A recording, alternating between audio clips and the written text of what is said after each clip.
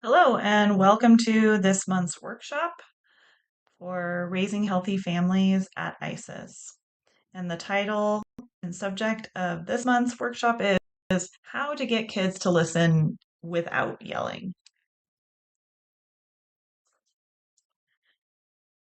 So today we're going to talk about something that many parents struggle with at some point, which is getting kids to listen without raising their voices.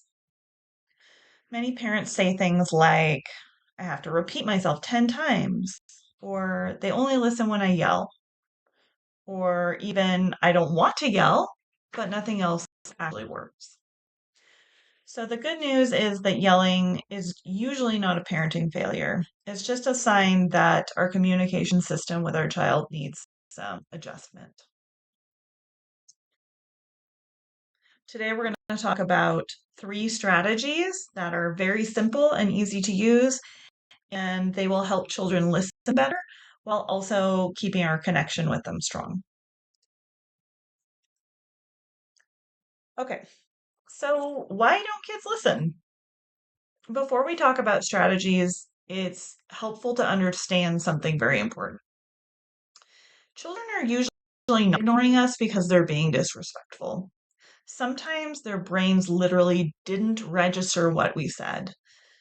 And something that we talk about on ARCs often is that our children's brains are still under construction.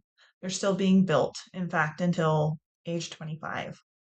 So as they are developing, sometimes their attention becomes narrow, especially if they're focused on their play, if they are having screen time, or if they're experiencing big emotions. So if we call instructions from across the room and expect them to listen, their brains may not actually be able to switch gears. So one of those powerful ways to increase cooperation is getting their attention first. Okay, how do we do that? Well, like I said, instead of giving directions from another room or from far away, try coming close to get their attention first. This might look like walking over to your child, saying their name, making eye contact with them, and pausing before speaking. It's really important that you get a signal from your child that they have heard you. So maybe they make brief eye contact with you, or they say something like, "What, mom?" or "What, dad?"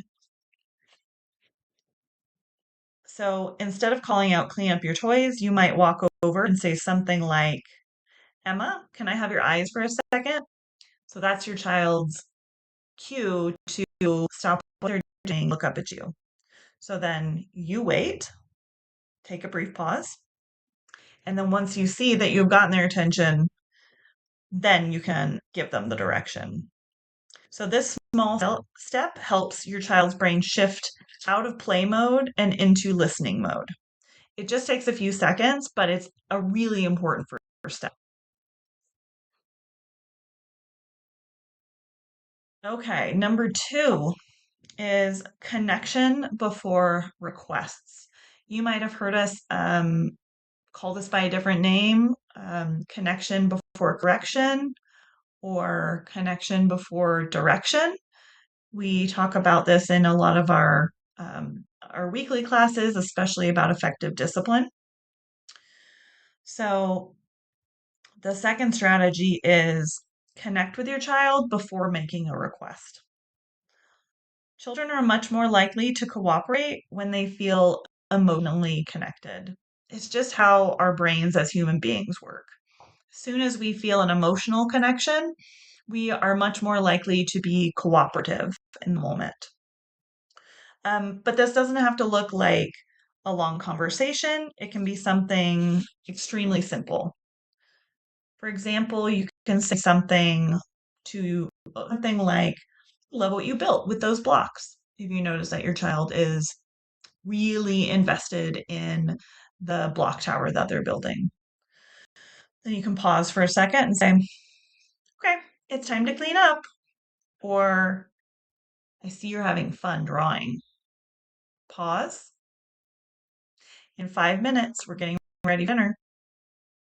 So when children feel acknowledged first, their nervous system is able to stay calmer, and this makes cooperation easier.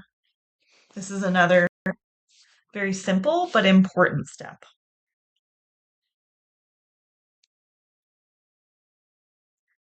Okay, finally, strategy 3, clear expectations. Sometimes kids don't follow our instructions simply because those instructions weren't very clear or they were overwhelming.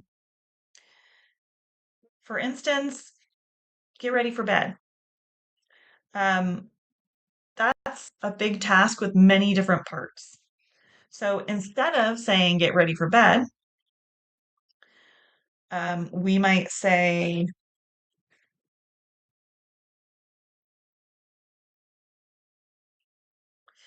instead of saying get ready for bed, try breaking it into smaller steps. For instance, go put your pajamas on. Then the next step, now brush your teeth. Clear, calm directions are easier for children to follow than big multi-step commands. This helps their brains break it down into smaller pieces, and they are much more likely to cooperate if it's something easily achievable.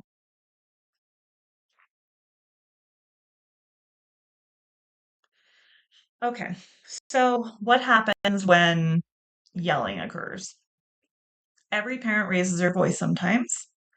Parenting is hard, and we are human beings, so we're not perfect. What's more important than being perfect is repairing and reconnecting.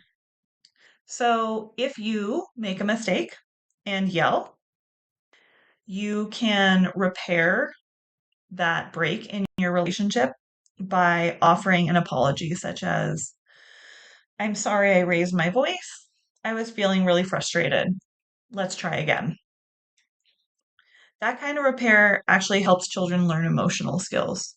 So not only are they learning that you are human and you're going to make mistakes, they are seeing that modeled and understand that they are human and they can make mistakes. It's also letting them know that your relationship with them is incredibly important, important enough to apologize when it's necessary.